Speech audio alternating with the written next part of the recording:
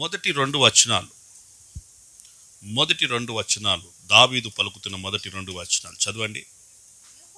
యెహోవా అగాధ స్థలములో నుండి నేను నీకు ప్రభువా నా ప్రార్థన ఆలకింపుము, నీ చెవియొగ్గి నా ఆర్తధ్వని వినుము. ఇది దావీదు చేసిన ప్రార్థన. ఈ కీర్తనలో దావీదు ఏమని ప్రార్థన చేస్తున్నాడంటే, నా ఆర్తధ్వని వినడానికి నీవు చెవియొగ్గండి, నీవు మాత్రమే చెవియొగ్గాలి. ప్రియమైన దేవుని బిడ్డలారా, ఇక్కడ దావీదు ఉన్న స్థితి, నేను అగాధ స్థలములలో నుండి నీకు మొరపెట్టుచున్నాను. ఏ స్థలంలో ఉన్నాడంట? అగాధ స్థలం. ఈ అగాధ స్థలము, నా ప్రియమైన దేవుని బిడ్డలారా, వాక్యంలో దీని ఇంగ్లీష్ బైబిల్ ట్రాన్స్లేషన్లో చూస్తే దీని గురించి డెప్త్ ప్లేస్ అంటే లోతైన ఒక స్థలం, లోతైన ఒక గొయ్యి లాంటి స్థలం. ఇంకొక మాట దీని ఇంగ్లీష్లో డిక్షనరీలో దాని కనుక పోయి చూస్తే గల్ఫ్ అని రాయబడ్డది. ఆ గల్ఫ్ అనే మాట అంటే గల్ఫ్ దేశం కాదు, గల్ఫ్ కంట్రీ కాదు. గల్ఫ్ అనే మాటకి ఇంకా దాన్ని పరిశీలన చేసి చూస్తే భూమి యొక్క చీలిక. ఈ యొక్క భూమి యొక్క చీలికని ఏమంటాడంటే విభజింపబడ్డది. భూమి విభజింపబడ్డది. ఈ భూమి చీలినప్పుడు బైబిల్లో కొరాహు కొంతమందిని పురికొల్పి సంఘం మీదకి వచ్చినప్పుడు, సేవకుల మీదకి యుద్ధానికి వచ్చినప్పుడు భూమి నేల విరిచి వారిని మృంగివేసెను అని రాయబడ్డది. ఈ భూమి నేల విరిచినప్పుడు అంటే చీలినప్పుడు ఆ భూమిలో పడిపోయి చనిపోయారు. నా ప్రియమైన దేవుని బిడ్డలారా, ఈ అగాధ స్థలము ఒక లోతైన గొయ్యి లాంటిది, ఒక లోతైన స్థలం. అది అగాధం. ఈ స్థలములోనికి ఎవరైనా ఈ స్థలములోనికి వెళ్తే మరలా ఆ స్థలములో నుండి బయటికి రావడం చాలా కష్టతరం. ఆ స్థలంలో నుండి బయటికి రావడం చాలా కష్టతరం. అక్కడి నుండి పిలిచినా పలికే వారు ఉండరు, చూడడానికి కూడా ఎవరు కనిపించరు. ఈ అగాధ స్థలం అనేది మహాభయంకరమైన స్థలం అని చూస్తున్నాం. ఈ స్థలంలోనికి ఎవరైతే వెళ్ళిపోతారో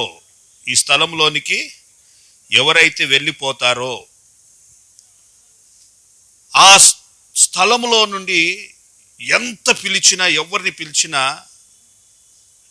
ఎవరికి వినబడదు.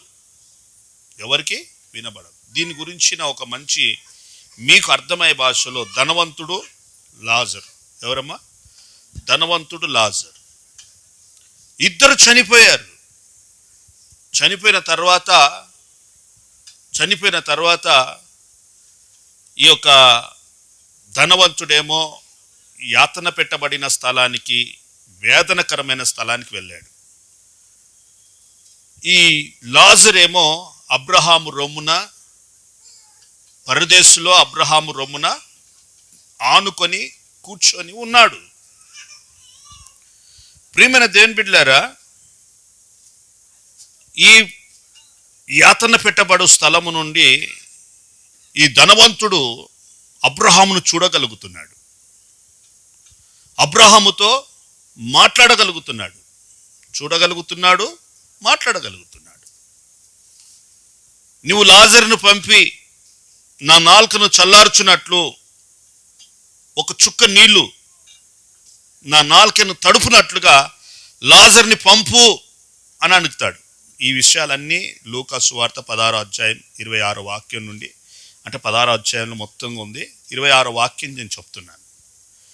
ఆ వాక్యంలో ఏమనుందంటే వినండి, ఏమనుందంటే పంపు అన్నప్పుడు అబ్రహాము అంటాడు, కుమారుడా,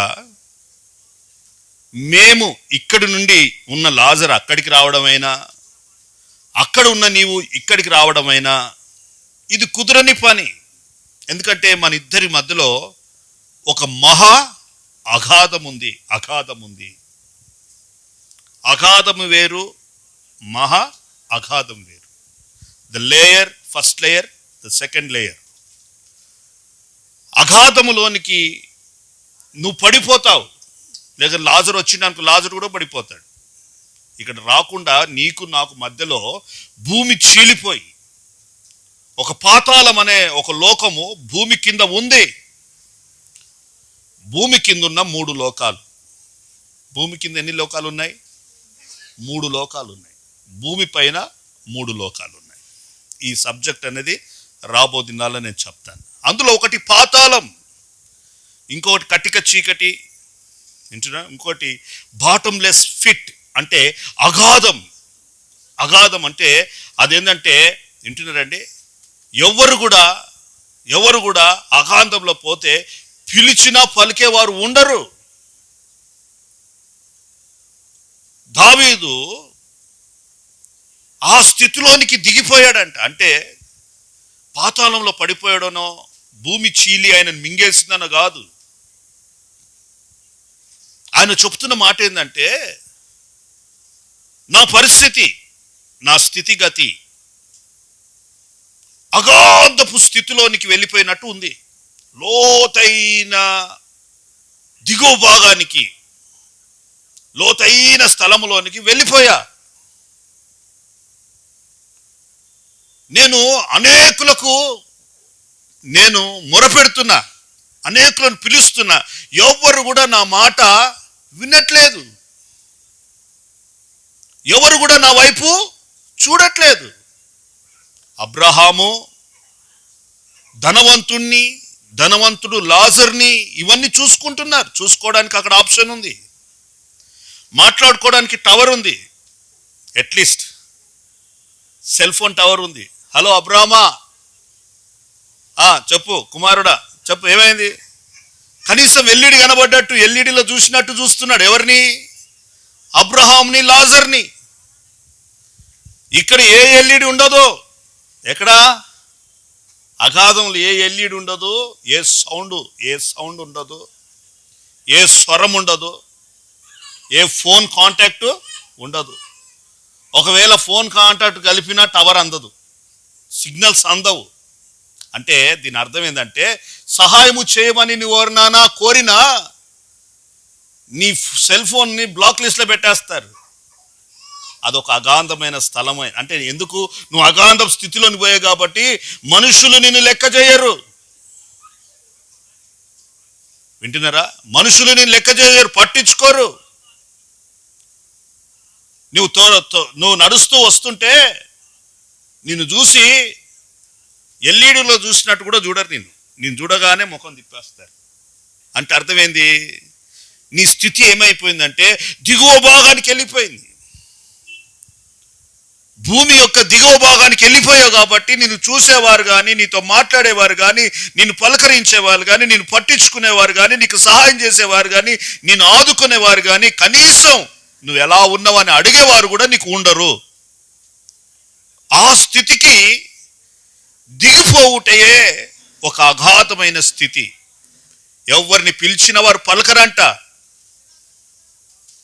నేను ఈ స్థితిలో ఉన్నాను బాబు, నన్ను విడిపించండి, నన్ను కాపాడండి, నాకు సహాయం చేయండి, నా విషయంలో దృష్టి పెట్టండి అంటే ఎవ్వరు కూడా నిన్ను పట్టించుకోలేని ఒక మహా అగాధములోనికి నువ్వు వెళ్ళిపోయావు. ఎవరు కూడా నిన్ను పట్టించుకోవట్లేదు. అసలు ఈ పరిస్థితి ఎందుకు వస్తుంది? ఈ పరిస్థితి ఎందుకు వస్తుంది? చాలా మంది దిగువ భాగానికే, ప్రైజ్ ది లార్డ్, దిగువ భాగానికే వెళ్తారా అని అడిగితే ఎవరైనా వెళ్తారు. నేను అడుగుతాను మిమ్మల్ని, మీరెవరైనా ఈ అగాధపు స్థితిలోనికి వెళ్తారా? వెళ్తారా? వెళ్తారా? ఈ పరిస్థితుల గుండా మీరు వెళ్తారా? చాలా మందికి మేము వెళ్ళమో,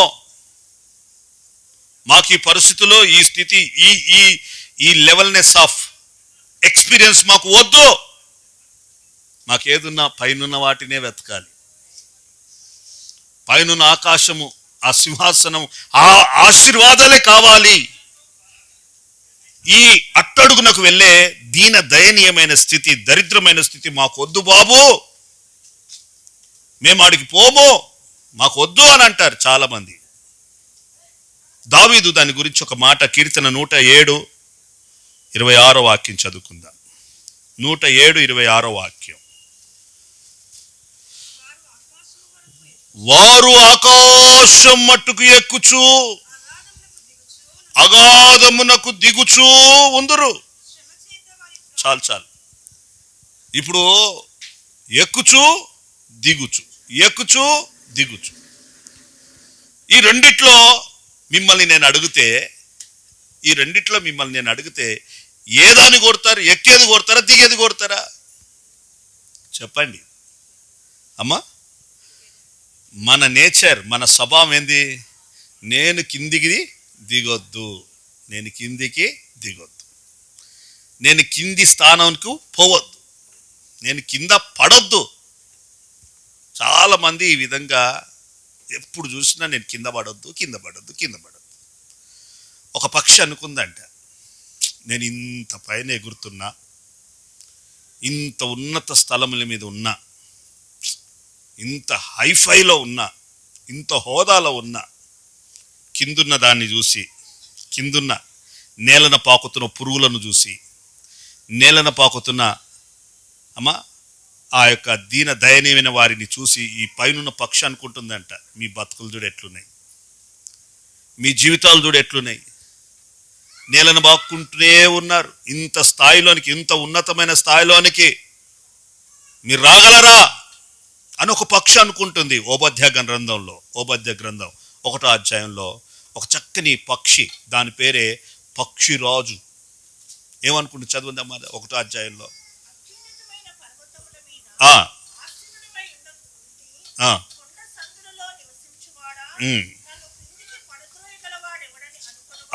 కిందికి నన్ను పడదోయగలవాడు ఎవడో. ఇందాక కీర్తనలు చదివినప్పుడు కూడా మీరు ఒక చక్కని మాట అక్కడ రాయబడ్డది. మీరు చదువుతున్నప్పుడు గమనిస్తారో లేదో, 144వ కీర్తనలో అక్కడ ఒక మాట ఉంది. ఏమనుందంటే, చెల్ల చదివినప్పుడు 3వ వచనం, యెహోవా నీవు నరులను లక్ష్య పెట్టుటకు వారు ఏ పాటి వారు.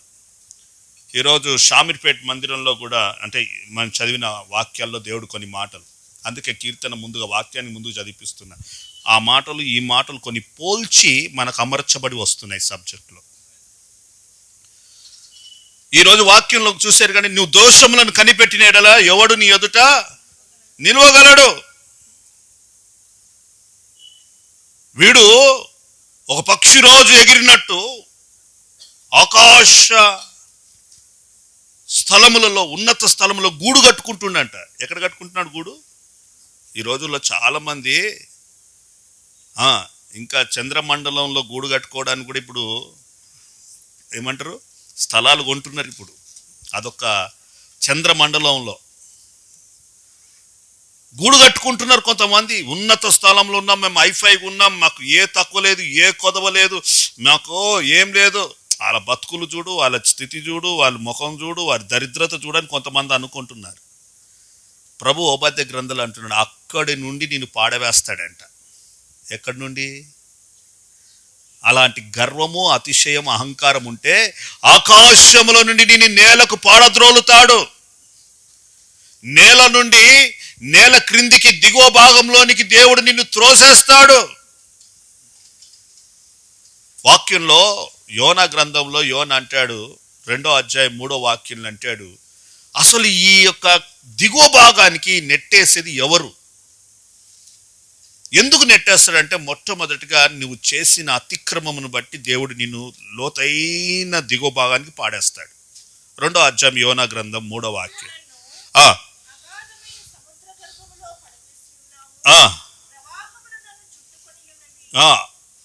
చాలు అక్కడ పడవేసావు. అగాధమైన స్థలములో నువ్వు నన్ను పాడవేశావు. దావీదుని దేకగా తీసుకెళ్ళి అంటనే పండబెట్టేశాడు, పరుండబెట్టేశాడు. 86వ కీర్తనలు అంటాడు, అగాధ స్థలముల్లో నన్ను నీవు పరుండబెట్టితివి. ఆ మాట ఒకసారి చదువుకుందాం. 88వ కీర్తన 6వ వాక్యం. అగాధమైన గుంటలోను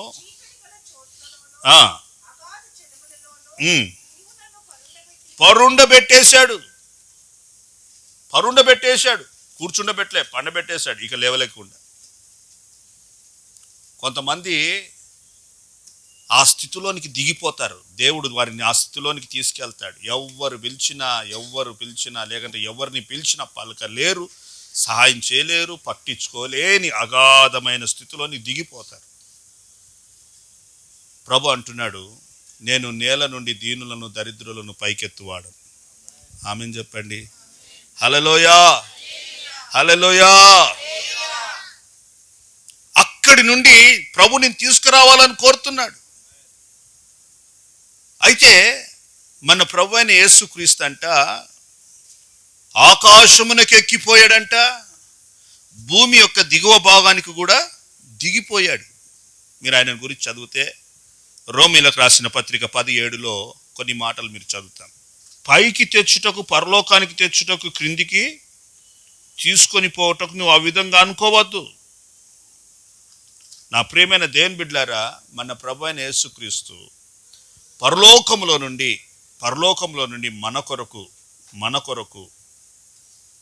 మనందరిని ఐశ్వర్యవంతులుగా చేయడానికి, మనందరిని ఉన్నత స్థితిలోనికి చేయడానికి, మనల్ని ఐశ్వర్యవంతులను చేయడానికి ఆయన దరిద్రుడాయను అన్న ఒక వాక్యం ఉంది. ఉందా లేదా? ఉంది. అంటే ఆయన పరలోకంలో నుండి దివికి దిగి వచ్చడమే కాక ఈ భూమి మీద నుండి ఈ 3 రోజులు యోన ఏ విధంగా అయితే సముద్రపు భూగర్భములో సముద్రపు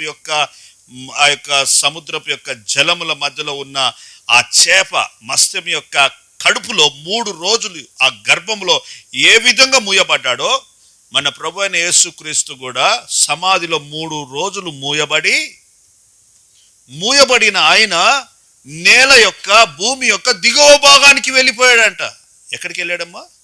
దిగువ భాగానికి వెళ్ళి అక్కడున్న పరిశుద్ధులను చెరనుగా చేత పట్టుకొని 3వ దినమున తిరిగి పునరుత్థానుడై వారిని తీసుకొని సమాధి గెలిచి పైకి ఆరోహణమై వెళ్ళిపోయాడు. అంటే మీకు ఆ చెప్పున్నది నేనేందంటే, ఆయన పైనుండి భూమి నుండి భూమి కిందున్న దిగువ భాగం అట్టడుగునలోనికి వెళ్ళిపోయి అక్కడి నుండి మరలా ఆయన ఆరోహణమై పైకి ఎత్తబడ్డాడు. ఆమేన్. ఎందుకు అలా విధంగా అంటే, మన ప్రభు అయిన యేసుక్రీస్తునకు ఈ ఎక్స్పీరియన్స్, ఈ అనుభవ జ్ఞానం కావాలి. వాక్యంలో ఉంది, నా సేవకుడు అనుభవ జ్ఞానము కలిగిన వాడై. ఆ మాట ఒకసారి చదువుకుందాం. యెషయా గ్రంథము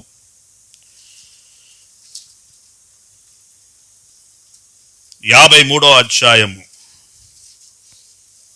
11వ వాక్యం. అతడు తన కలిగిన వేదనను చూచి తృప్తి నొందును, జనుల దోషములను భరించి. అనుభవ జ్ఞానం. ఏ జ్ఞానం అంట? అనుభవ జ్ఞానం, ఎక్స్పీరియన్స్ ఆఫ్ నాలెడ్జ్. అనుభవ జ్ఞానం. ఇప్పుడు మీరందరూ ఒకటి అన్నారు, ఎక్కిపోవాలని ఉంది. ఏమండి?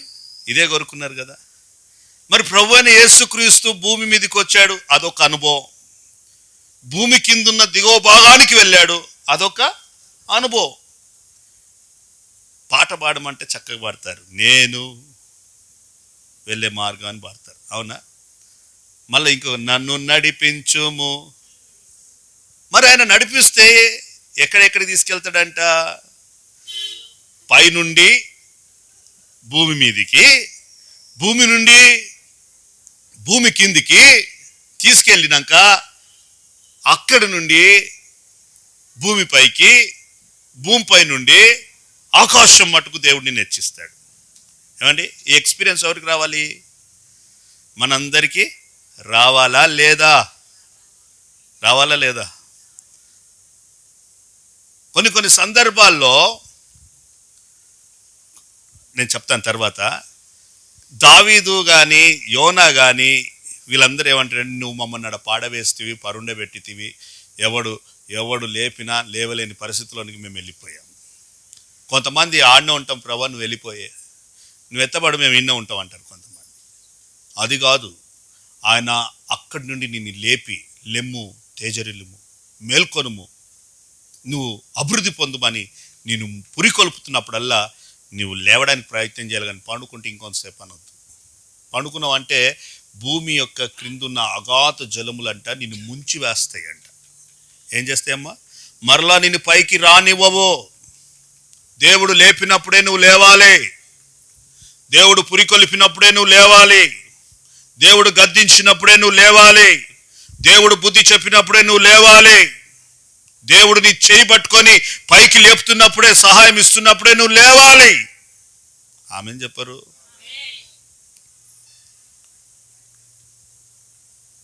దేవుడు సహాయకుడు, నిన్ను దిగువ భాగానికి తీసుకెళ్తాడు. దిగువ భాగం అంటే మీకు అర్థం అవ్వట్లే. ఆ లోతైన భాగం, అగాధ భాగం అంటే మీకు అర్థమైతే, తినడానికి తిండి లేని స్థితి, కట్టుకోవడానికి బట్టలు లేని స్థితి, ఉండడానికి ఇల్లు లేని స్థితి, ఆలీలని అయ్యా తమ్ముడు, బ్రదర్, సిస్టర్ అని అడుక్కునే స్థితి. ఆ దరిద్రమైన, దీనమైన, దయనీయమైన స్థితిలోనికి దేవుడు నిన్ను పాడవేసినప్పుడు, త్రోసివేసినప్పుడు నీ పరిస్థితి ఎలా ఉంటుందో ఒకసారి ఆలోచించి. ఎవరైనా నిన్ను పట్టించుకుంటారా? బెల్లం ఉంటే ఈగలు వస్తాయి. నీ దగ్గర బాగా జోబులో కనకనాడని నువ్వు వద్దని నీ చుట్టూ తిరుగుతారు. నువ్వు పిలవపోయినా నీకు ఫోన్లు చేస్తారు. తిన్నరా, బాగున్నారన్నా, ఏడు తమ్ముడు బాగున్నా. ఎందుకు? నీతో కొంచెం ఏముంది, నీకు అవసరం ఉంది కాబట్టి. అవసరం తీరినాక నీకు ఫోన్ చేయడం మానేస్తారు, నేను పలకరించడం మానేస్తారు, నీతో కలవడం మానేస్తారు.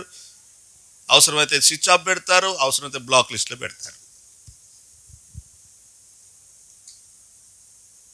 నా ప్రియమైన దేవుని బిడ్డలారా, ప్రభు ఈ ఎక్స్పీరియన్స్, ఈ అనుభవ జ్ఞానం కావాలి.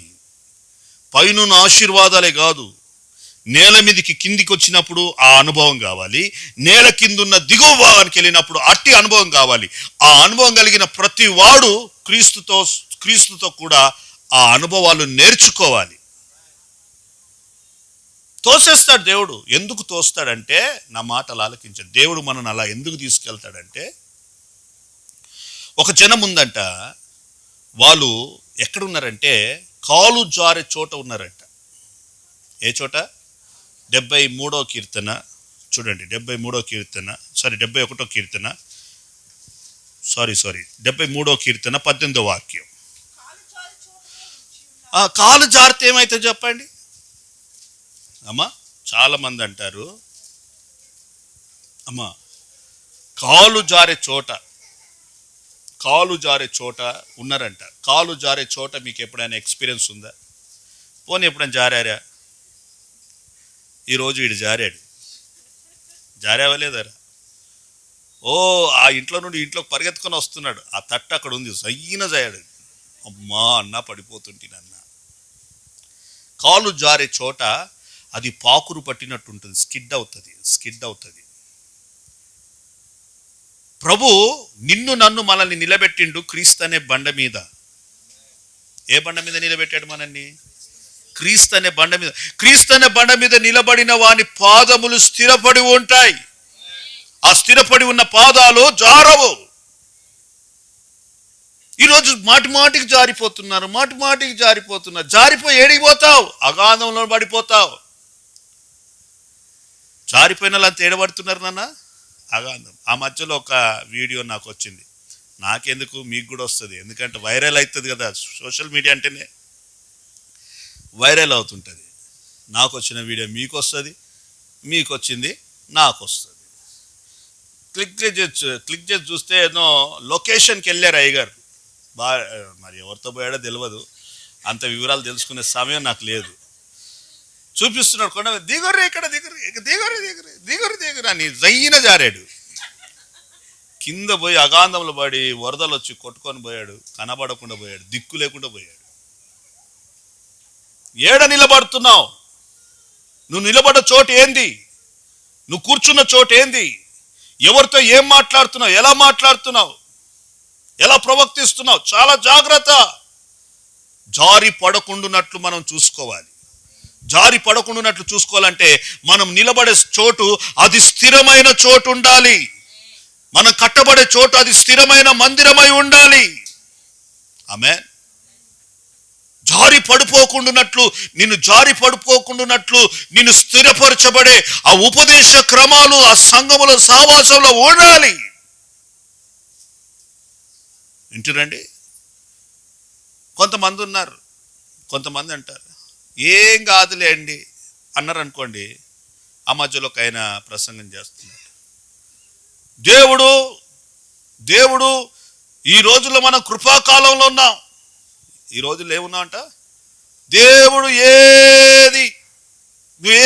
ఏమి చేసినా పట్టించుకోడు, దేవుడు అంత కృపే అన్నాడు.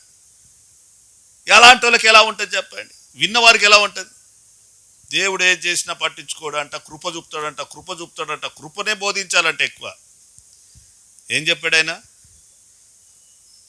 మా అయ్యగారు కూడా విన్నాడమ్మా. ఏం బోధించాలంట? కృప చెప్పు. సరే కృప చెప్తాను. అమ్మా ఆరాధనకు లేట్ వచ్చింది అనుకో, వాళ్ళని ఏమన్నానంట? ఆరాధనకు లేట్ వచ్చిన వాళ్ళని కృప.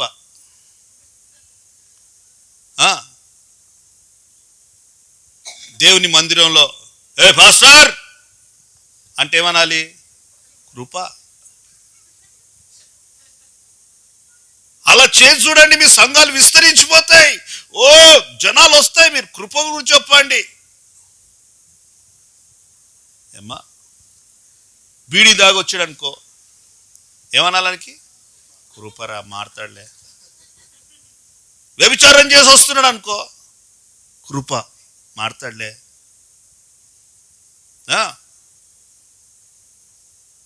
సంఘంలోనే వచ్చి అమ్మాయిలను అబ్బాయిలను ఎగతాళిగా మాట్లాడుతుంది, పోనీలే కృప, క్షమించండి కృప. ఎక్కడ కృప? దేనికి కృప? కృప ఉందని పౌలు అంటాడు, పాపమందు నిలిచి ఉందామా? అట్లన్న రాదు. దేవునికి స్తోత్రం కలుగు. కృప ఉందని ఏది పడితే చేస్తామా? చేయకూడదు. కృప విస్తరుందనేసి సినిమాలు చూద్దాం, కృప. సినిమా పాటలు పాడదాం, కృప. బొట్టు పెట్టుకుందాం, కృప. బోనం ఎత్తుకుందాం, కృప. బూతు మాటలు తిడదాం, కృప. ఏమా అంతే కదండి? కృప ఎక్కడా? నాకు ఒక మాట చాలా నచ్చినది. నిన్నటి రోజు నుండి ఆ మాట మీదనే మనసు పెట్టిన. ఆ మాట ఎంత నచ్చింది. ఎన్నోసార్లు ప్రసంగాలు చేసిన ఆ మాట గురించి. నా లైఫ్లో ఆ మాటను గురించి అనేక సార్లు ప్రసంగం చేసిన. కానీ నిన్నటి రోజున దేవుడు ఒక గొప్ప సత్యాన్ని మాట్లాడాడు. ఆ మాట నిన్న ధ్యానించిన, నిజంగా ఆ మాట ఎంత గొప్ప మాట. ఆదికాండం 6వ అధ్యాయంలో నోవాను గురించి రాయబడిన మాట. నోవాను గురించి రాయబడిన మాట ఏమన్నదంటే, నోవాహు యెహోవా వలన కృప నొందినవాడు.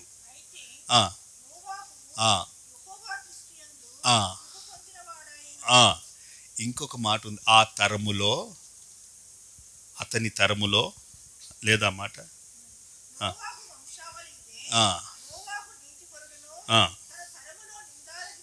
ఆ మాట నాకు చాలా నచ్చిందండి. ఆ మాట నోట్ చేసు. తన తరములో, తన పీరియడ్లో, తన కాలములో. ఆ నిందారహితుడు అనే మాట ఇంగ్లీష్లో నేను ట్రాన్స్లేషన్ బైబిల్లో చదివితే పర్ఫెక్టెడ్ మ్యాన్, పరిపూర్ణం కలిగిన వ్యక్తి అంట. ఆయన తరంలో ఎవడెట్లుంటేంది, నేను పరిపూర్ణంగా ఉండాలి. ఎవడెట్లుంటేంది, నేను సంపూర్ణపరచబడాలి. కృప అది. కృప విస్తరించుటంటే పనికి మాలిన పాపిని కూడా, దుర్మార్గుని కూడా, దుష్టుని కూడా పరిశుద్ధతలో, విశ్వాసములో, దేవుని యొక్క సన్నిధిలో అన్ని పరిపూర్ణం చేసేదే దేవుని కృప. ఆమెను చెప్పండి. నా ప్రియమైన దేవుని బిడ్డలారా, ఈ యొక్క వాక్యాలన్నీ కూడా మనం నేర్చుకోవాలి. ఈ దీన దయనీయమైన స్థితిలోనికి దేవుడు నిన్ను నన్ను ఎందుకు పాడేస్తున్నాడంటే, ఆ కాలు జార చోట ఉన్న వాళ్ళు ఎందుకు పడిపోతున్నారు? పడిపోయిన వాడు ఎక్కడ పోతున్నాడు? అగాధ స్థలంలో. మనుషులు ఎవ్వరు కూడా ఒక మంచి మాట చెప్పాలి, అదొక శాపం, అదొక దరిద్రత. ఎవడు పిలిచిన పలకలేడు, ఎవడు చూడడు, నీ ముందే ఉంటాడు కానీ నేను పట్టించుకోడు, నీకు ప్రైజ్ ది లార్డ్ చెప్పాడు. నేను కారణం ఏంది? దేవుడే నిన్ను మూసేసాడు. అగాధంలో దేవుడు ఏం చేశాడు? నిన్ను మూసేసిన నువ్వు ఓనికి కనబడతావు. హలో బ్రదర్, హలో, నేను పట్టించుకోలేదు, నిన్ను పట్టించుకోలేదు. ఆ స్థితికి వెళ్ళిపోయావు. ఆ స్థితిలోనికి నువ్వు వెళ్ళిపోయావు అంటే కారణం ఏంటంటే దేవుడే నిన్నేం చేసేసాడు? మూసేసాడు. తల్లి గర్భం కూడా, వాక్యం చెప్తుంది, తల్లి గర్భము కూడా ఒక అగాధం అంట.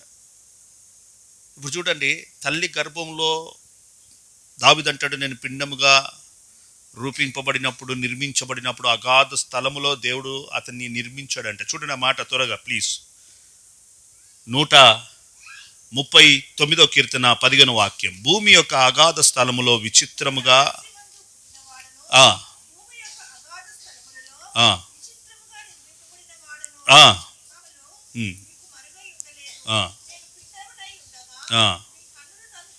చాలు దేవునికి స్తోత్ర. చూడండి, ఆ తల్లి గర్భంలో ఉన్న పిండముగా రూపింపబడిన ఆ శిశువు ఏడిస్తే మన బయట ఉన్న వాళ్ళకి వినబడుతుందా? మనం ఆయన చూడగలుగుతాడా? మనం ఆయనను చూడగలుగుతామా? చూడలేం, కనబడడు, వినబడదు. నా ప్రియమైన దేవుని బిడ్డలారా, ఏ విధంగా అయితే ఆ విధంగా రహస్య స్థలంలో ఉన్నావు, ఆ విధంగా దేవుడు నిన్ను రహస్య స్థలంలో పెట్టేస్తాడు. ఆ రహస్య స్థలంలో నీ ముందే కనబడతారు, వినబడతారు, కానీ నీ స్వరం మాత్రం నిన్ను మాత్రం ఎవరు పట్టించుకోలేనంత దరిద్రమైన, దీనమైన స్థితిలోనికి దిగిపోతావు. ఆ స్థితిలో నుండి ప్రభు అంటున్నాడు, దావీదు అంటున్నాడు, నా స్థితి ఈ స్థితికి వచ్చింది. ఒక మాట చెప్పాలా? దావీదు స్థితి ఏ స్థితిలోనికి పోయింది చెప్తాను. దావీదుని దేవుడు గొర్రెల కాపరిగా, గొర్రెల వెంబడి గొర్రెలను మేపుతూ ఉన్నప్పుడు, గొర్రెల దొడ్డి ఎలా ఉంటుంది అమ్మా? సెంటు వాసన ఉంటుందా? పర్ఫ్యూమ్లు ఉంటూ కొడతారనలా. నేను అప్పుడప్పుడు దేనికో అలా పర్ఫ్యూమ్ వాడినప్పుడు మావాడు వస్తాడు, తాత నాకు కొట్ట అంటాడు. మా ఆరోన్ వచ్చి, చిన్నోడే కానీ మామూలుడు కాదు వాడు. వింటురండి, ఈ పర్ఫ్యూమ్స్ ఎందుకు కొడతారంటే, సువాసన ఆయన ఎందుకు కొట్టుకుంటారంటే దుర్వాసన రావద్దు. కొట్టుకునేటోళ్ళకంతా ఏముంటుంది? కొట్టుకునే వాళ్ళకి ఏముంటుంది అంటే ఏం డౌట్ ఉంటుంది? ఎందుకు కొట్టుకుంటారు? మా అన్న ఉంది ఆన్సర్. నా దగ్గర దుర్వాసన వస్తుంది. కొంతమంది మౌత్ ఫ్రెష్ వాడతారు. ఎందుకు? ఏదో వేసుకుంటారు, మింటో ఏదో వేసుకుంటారు. కారణం ఏంది? వీళ్ళు నోరు కంపు నోరు కాబట్టి. ఆ మధ్యలో ఒక పాస్టర్ వచ్చి నా మీదనే మాట్లాడుతున్నాడు, ఆ తుప్పిలన్నీ మీద పడుతున్నాయి. ముఖం తిప్పుదామా బాధపడతాడు, నిలబడదామా ఉమ్మించుకున్నట్టు ఉంటుంది. దుర్వాసన, కౌసువాసన భరించి సహించే మనసు ఈ ప్రభు అనుకుంది. నేను చెప్పునది ఆలకించండి. దుర్వాసన ఉన్నప్పుడు సువాసన గానికే ఇవి వాడతారు. అవునా, సువాసన పొందడానికి ఇవి వాడతారు. అక్కడ వాక్యంలో నా ప్రియమైన దేవుని బిడ్డలారా, ఈ దుర్వాసన అనేది ఇక్కడ వాక్యంలో చెప్తాడు, అది మహాభయంకరమైన పాపం. వాక్యం చెప్తుంది అక్కడిలో నుండి, ఆ దిగో భాగంలో నుండి, ఆ దీనమైన దయనీయమైన స్థితిలో నుండి ప్రభు నిన్ను పైకి తీసుకురావాలని కోరుతున్నాడు. అయితే ఆ అనుభవాలు నీకు రావాలి, ఆ ఎక్స్పీరియన్స్ రావాలి.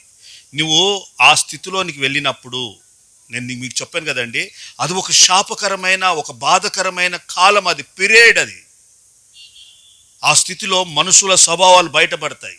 నిన్ను ఆదుకునే వాళ్ళు ఎవరు, నీకు సహాయం చేసే వాళ్ళు ఎవరు, నువ్వు పిలిస్తే పలికేవారు ఎవరు, అన్ని అన్ని అన్ని మనుషులను నీకు చూపించడానికి దేవుడు ఆ స్థితికి తీసుకెళ్తాడు. దావీదు గొర్రెల కాపరి. గొర్రెలు దుర్వాసనలో నుండి, గొర్రెల దొడ్డిలో నుండి దావీదు అంటాడు, సెల్ఫ్ టెస్ట్ మనీ. ఎవరో చెప్తలేరు దావీదు ఒకప్పుడు ఎట్లుండే తెలుసా అని. దావీదే చెప్పుకుంటాడు, నేను గొర్రెల దొడ్డిలో ఉన్నాను. దినవృత్తాంతుల గ్రంథంలో అంటాడు, గొర్రెల దొడ్డిలో ఉన్న నన్ను తీసి పిలిచి, గొర్రెల దొడ్డిలో నుండి నన్ను తీసి ఈ రాజ్య సింహాసనం మీదకి నన్ను తీసుకుని వచ్చాడు. దేవుడు ఎంత శక్తిమంతుడో తెలుసా. నేను దొడ్డిలో నుండి, దుర్వాసన స్థితిలో నుండి, దిగువ భాగంలో నుండి నిన్ను తీసుకొని వెళ్ళి ఒక సింహాసనం మీద, ఉన్నత స్థలముల మీద కూర్చుండబెట్టుటకు మనం ఆరాధిస్తున్న దేవుడు శక్తిగల దేవుడు. దేవుడు ఆ విధంగా చేస్తాడని విశ్వసించిన వారు గట్టిగా ఏక మనసుతో, ఏమో నేనైతే ఇట్టనే పాడున్నా, లేపుతాడో లేదో. నువ్వు లేవాలనంటే అనుకుంటే నా ప్రభు లేపుతాడు. నువ్వు నిలవాలనుకుంటే నా ప్రభు నిన్ను నిలబెడతాడు. నువ్వు నడవాలనుకుంటే నా ప్రభు నిన్ను నడిపిస్తాడు. బలవంతంగా గుర్రంను నీళ్ళ దగ్గర తీసుకెళ్ళినా అది దాగపోతే ఏం చేస్తారండి? దేవుడు బలవంతం లేవు లేవు, నిలువు నిలువు, నడువు అన్న, నువ్వు నడవకపోతే దేవుడు ఏం చేస్తాడు? నేను నడుచుకొని వెళ్ళిపోతాడు. అందుకే అన్నాడు, దేవుడు నడుస్తుంటేనంట హానోకు దేవునితో నడిచాడు. ఆయనతో నడవండి, ఆయన నడుమన్నప్పుడు నడవండి, ఆయన నిలబెట్టినప్పుడు నిలబడండి, ఆయన లేపినప్పుడు లేవండి. ఇంకొంచెం సేపు బంట, అర్ధగంట బంట, గంట బంట, పంట పండుకో, ప్రభు వస్తాడు, వెళ్ళిపోతాడు. వాక్యంలో ఉంది కదండి, పెండ్లి కుమార్తె ఇంకా వండుకుందంట, ఆయన వచ్చి తలుపు కొట్టిండంట, లేవు లేవు లేవు అంటే తీయకపోతే ఆ తర్వాత ఆయన వెళ్ళిపోయినాక వెళ్ళి అయ్యో ప్రియుడా అని తెలిసిందంట. ఆయన పోయినాకే లేపేటప్పుడే లేవండి. దేవుడు గద్దించినప్పుడే విని మీ జీవితాలను స్థిరపరచుకోనండి. పాపంలో నుండి బయటికి రండి, శాపాల నుండి బయటికి రండి. దరిద్రమైన స్థితిలో నుండి ఒక ఉన్నతమైన స్థితిలోనికి వెళ్ళాలన్న ఆ పట్టుదల, ఆ పౌరుషం, ఆ ధైర్యం, దేవా నేను ఏ విధము చేతనైనా ఈ అగాధ స్థలములో నుండి నేను పైకి రావాలి. మొరపెట్టు. దావీదు ఏం చేస్తున్నాడమ్మా? మొరపెడుతున్నాడు. ఒకే ఒక ఆప్షన్ ఉంది తెలుసా? ఏ మనుషులు ఆ స్థితిలోనికి వెళ్ళినా, ఆ చోటులోనికి ఏ మనుషులు నీ స్వరం వినరంట, కానీ ఒకే ఒక వ్యక్తి, అగాధ స్థలంలో నుండి వస్తున్న స్వరము, ఆ స్వరము వినగలిగిన ఒకే ఒక వ్యక్తి, ఒకే ఒకటి మార్గం ఏందో తెలుసా? మనం ఆరాధిస్తున్న దేవుడు మాత్రమే అక్కడి నుండి పిలుస్తున్న వారి యొక్క స్వరము వినుటకు శక్తిగల దేవుడు. ఆ ఒక్కటే మార్గం ఉంది. అందుకే దావీదు అంటున్నాడు, చెవియొగ్గు. చెవియొగ్గు అంటే అర్థమైంది? దావీదు చెప్పు, ఏంది? మీకు ఇంకొక మాట చెప్తాను. దానియేలును సింహ బోన్లో వేసినప్పుడు రాజు వెళ్ళి ఏమంటాడు? దానియేలు, నువ్వు సేవించుచున్న దేవుడు నిన్ను రక్షించినా, రాజా నువ్వు చిరకాలము బ్రతుకుదుగాక, మంచి ఉందుగాక అన్నాడా లేదా? అంటే దానియేలును వేసిన సింహపు బోను కంటే ఇది మహాభయంకరమైన కఠినమైన అగాధము. కనీసం ఆడ రాజు దానియేలన మాట్లాడుకున్నారు. చెవియొగ్గితే రాజు స్వరం వినబడ్డది, దానియేలు స్వరం వినబడ్డది. కానీ ఇక్కడ ఎవరి స్వరం వినబడదు? కేవలం దేవుని స్వరమే వినబడుతుంది. దేవుడు మాత్రమే చెవియొగ్గలు. అది కూడా ఆయనకు నీ మీద ఇష్టం ఉంటేనే ఒగ్గుతాడు. ప్రతి ఒక్కరికి ఆడనే అగాధమైన స్థలం మీద చెవు పెట్టుకొని ఉండే దేవుడు కాదు. మొరపెట్టాలి. ప్రభువా ప్రభువా ప్రభువా, ఒక్కసారి నా మొర విను, నా వైపు చూడు, ఒక్కసారి నా ఆర్తధ్వని విను, ధ్వని విను, నా స్వరం విను, నేను ఈ స్థితిలో ఉన్నా, ఈ పరిస్థితిలో ఉన్నా, నన్ను పైకి ప్రభువా ప్రభువా అని మొర పెడుతుంటుంటే అప్పుడు ఆయన మన మొర ఆయన చెవుల్లో చొచ్చాను అని రాయబడ్డది కీర్తనలో. మన మొర ఎవరి చెవుల్లో చొచ్చాలి?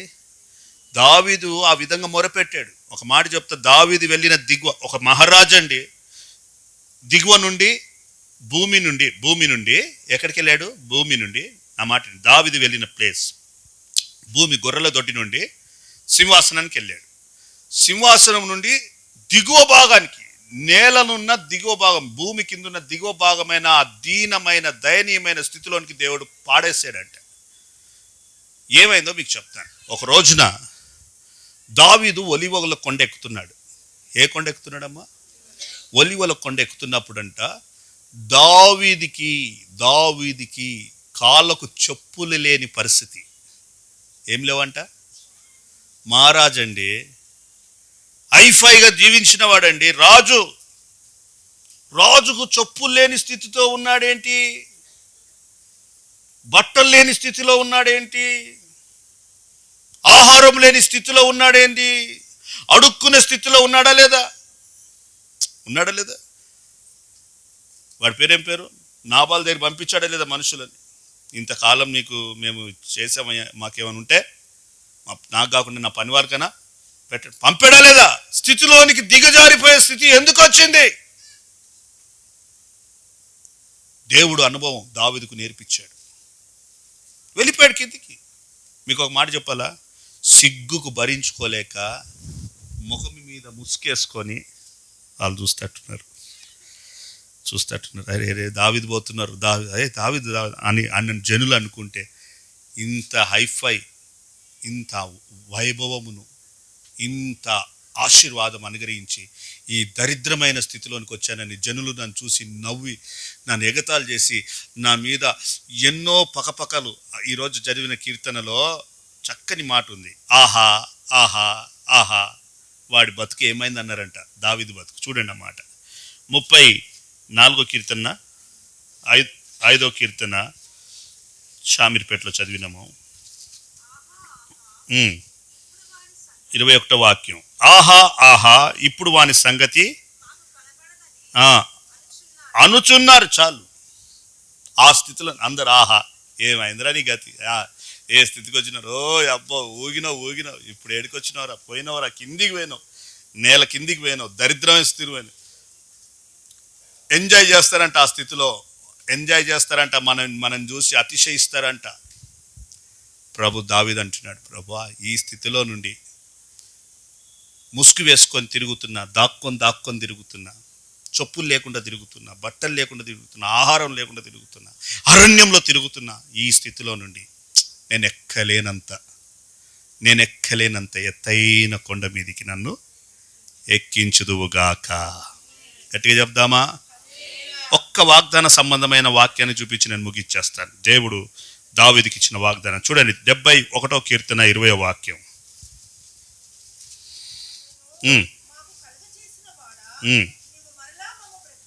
మరలా నీవు మమ్మను బతికిస్తావు, మరలా మమ్మను జీవింపజేస్తావు. భూమి యొక్క అగాధమైన స్థలములో నుండి మరలా నువ్వు మమ్మను పైకెత్తెదవు. ఎత్తుతాడా లేదా? ఎత్తుతాడు. ఈరోజు నీ పరిస్థితి ఇలా ఉందని భయపడకు, దిగులు పడకు. ఏదో ఒక రోజు నా ప్రభు నన్ను మనలందరినీ ఒక ఉన్నతమైన అనుభవంలోని దేవుడు నడిపించబోతున్నాడు. బాధపడకండి. ఒక్కటి గుర్తుంచుకోండి, this is all for your experience. అన్ని అనుభవాలు నేర్చుకోవడానికి దేవుడు మనం నేర్పిస్తాడు. ఒక రూపాయి విలువ ఏందో నాకు నేర్పించాడండి. ఆయన 1 రూపీ ఒక విలువ ఏందో నేను నేర్చుకున్నాను. అన్ని అనుభవాల్లోని దేవుడు తీసుకెళ్తాడు. ఆహారపు విలువ ఏందో నాకు తెలుసు, రేషన్ బియ్యం యొక్క విలువ ఏందో నాకు తెలుసు. వింటున్నాండి? ప్రతి ఒక్క రూపాయి కాడికని, ఒక బట్ట కాడికని, ఒక చెప్పుల కాడికని కొంతమంది చెప్పులు కొన్న కొన్ని 4 జోలు ఇంకా సరిపోదు, అలా తృప్తి ఉండదంట కొంతమందికి. ఆ మాట కూడా బైబిల్లో ఉంది, చూడండి అన్నమాట. సామెతల గ్రంథం అదొక అగాధము, అదొక అగాధం. సామెతల గ్రంథం 15:11 త్వరగా ప్లీజ్. అదొక అగాధం.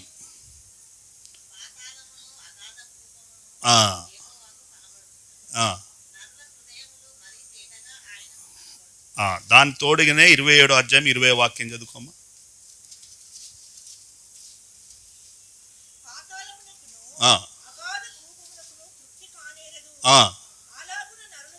అది నరులకు తృప్తి లేదండి. ఒక్క చెప్పులు ఇచ్చాడు, దానే కాపాడుకోవచ్చుగా.